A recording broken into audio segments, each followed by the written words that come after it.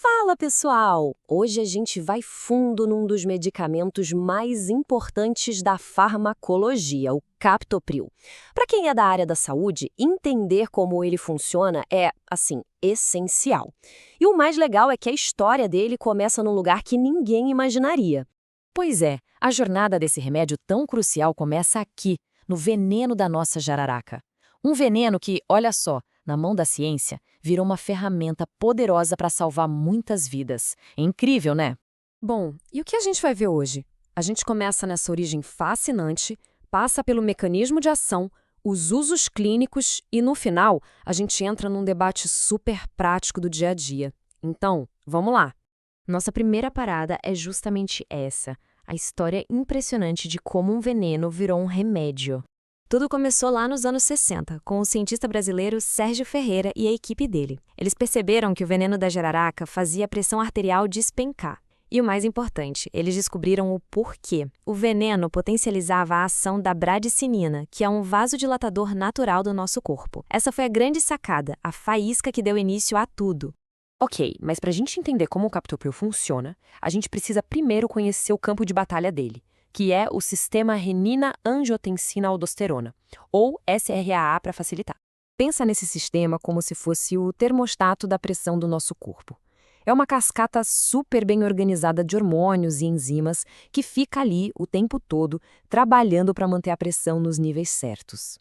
E dentro desse sistema, a grande estrela, ou melhor, a vilã da hipertensão, é a angiotensina 2. O que ela faz? Ela aperta os nossos vasos sanguíneos com muita força e ainda por cima faz o corpo reter mais sódio e água. O resultado de tudo isso? A pressão arterial sobe. Beleza. Agora que a gente já conhece o sistema, vamos para o ponto principal. Como é que o captopril consegue desarmar esse mecanismo todo? A mágica acontece bem aqui, nesse ponto 4. A gente tem uma enzima, a ECA, que funciona como uma ponte, transformando a angiotensina 1, que é mais tranquila, na potente angiotensina 2. O que o captopril faz? Ele vai lá e, pá, bloqueia essa ponte. Sem a conversão, os níveis da angiotensina 2 caem, os vasos sanguíneos relaxam e a pressão diminui. É simples, mas é genial. Mas olha que interessante, a história não para por aí. Essa mesma enzima, a ECA, tem um outro trabalho. Ela destrói a bradicinina, que, como a gente viu, é um vasodilatador. Então, quando o captopril bloqueia a ECA, ele faz duas coisas ao mesmo tempo. Ele diminui o vasoconstritor e aumenta o vasodilatador. É um efeito duplo que ajuda a baixar a pressão. Só que isso também explica um efeito colateral bem famoso que a gente já vai ver. Certo, vamos sair um pouco da teoria e ir para a prática. No dia a dia, para que serve o captopril?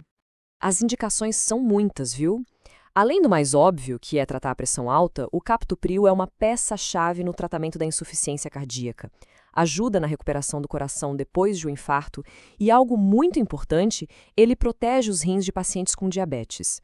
E por falar em proteger os rins, olha só esse número. É impressionante.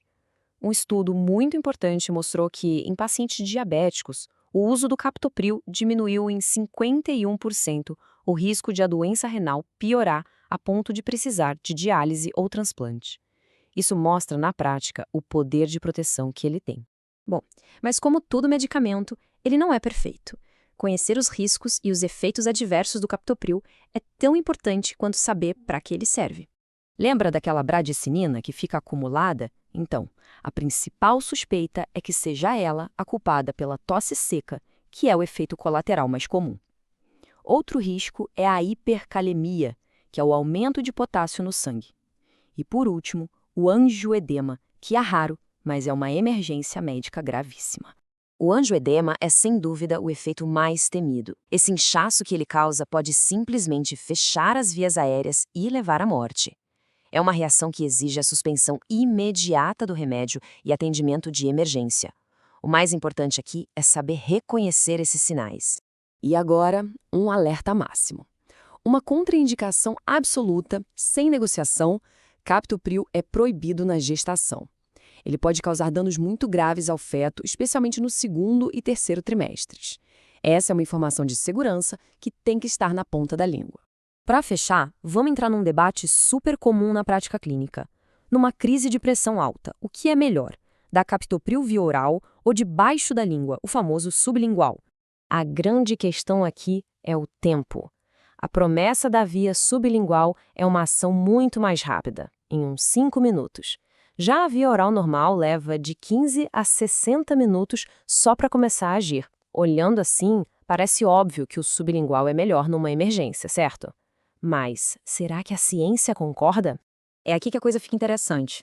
De um lado tem a prática do dia a dia, a crença de que é mais rápido. Do outro, a ciência, o que os estudos mostram. Que o comprimido de captopril não foi feito para ser absorvido debaixo da língua. E que, no final das contas, o efeito na pressão arterial é bem parecido com o da via oral. Ou seja, aquela suposta vantagem da via sublingual não tem uma comprovação científica forte. E isso tudo nos deixa com essa reflexão final. A jornada do captopril, desde o veneno da jararaca até chegar na farmácia, foi toda baseada em ciência, em evidência. O nosso desafio como profissionais e estudantes da saúde é continuar com esse mesmo rigor, sabe? Questionar as práticas que a gente faz por hábito e sempre basear nossas decisões nas melhores evidências que a gente tem. Fica aí a pergunta: o que deve pesar mais, o costume ou a ciência?